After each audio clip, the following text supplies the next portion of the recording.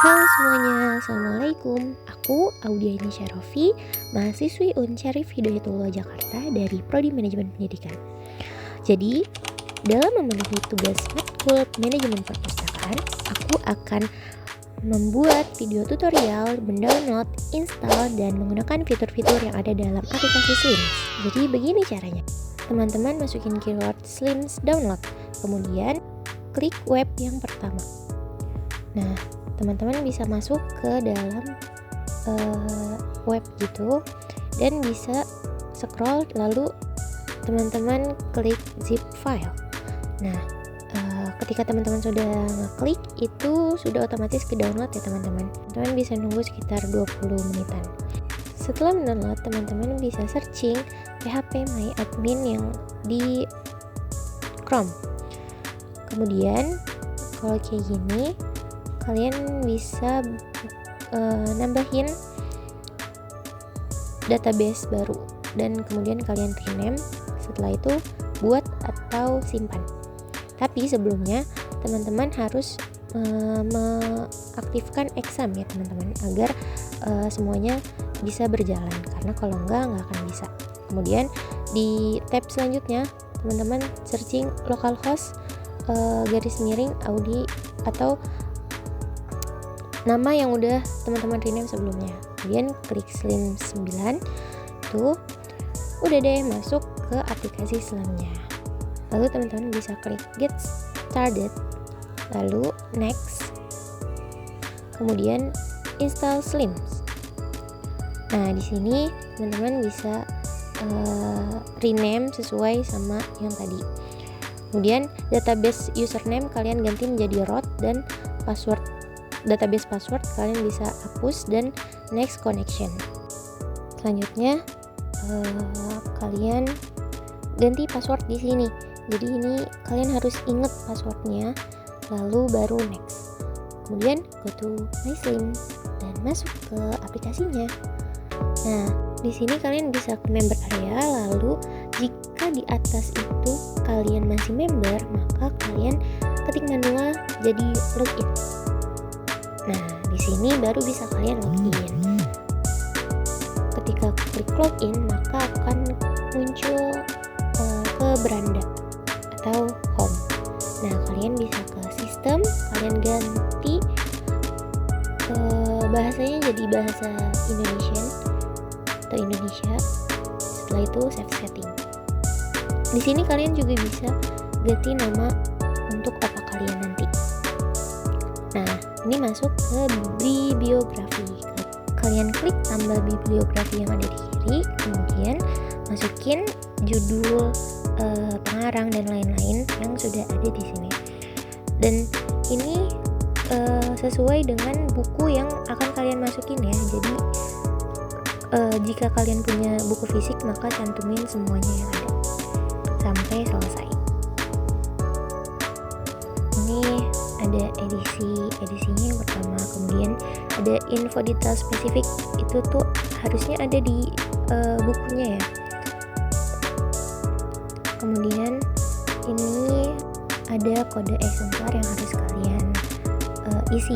Nah, itu isinya harus beda-beda, itu yang membedakan kode per buku yang ada di alfa kalian itu beda-beda dan kodenya juga harus beda-beda.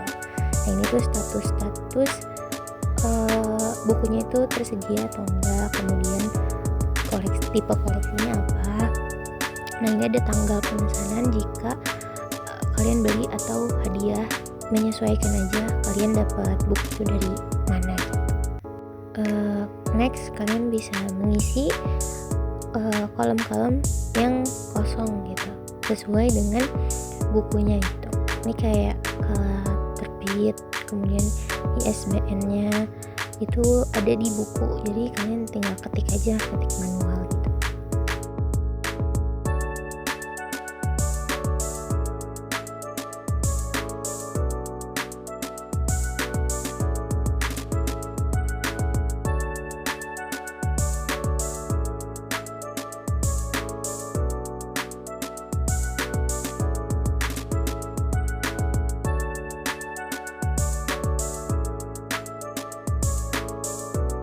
Nah, ini ada deskripsi fisik. Deskripsi fisiknya itu si bukunya ya teman-teman. Kadang tuh ada dicantumin deskripsi fisiknya, tapi kadang kalian bisa manual pakai penggaris.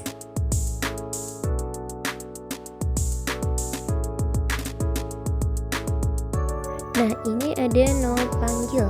Itu kalian kalau emang nggak tahu, kalian bisa searching di Opak Perpusnas, kemudian ada di situ tulisan kode panggil si buku itu, lalu kalian copy, kemudian kalian paste ke kolom tersebut.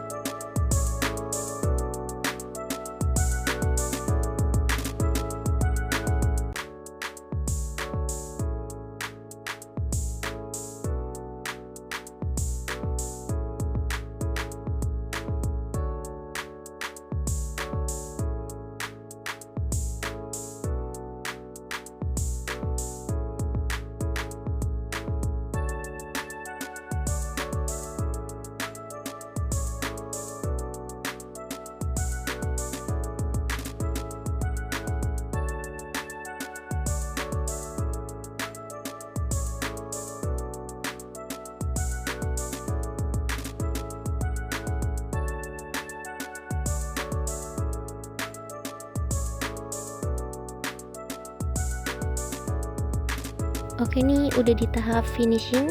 Ini kalian bisa langsung simpan aja.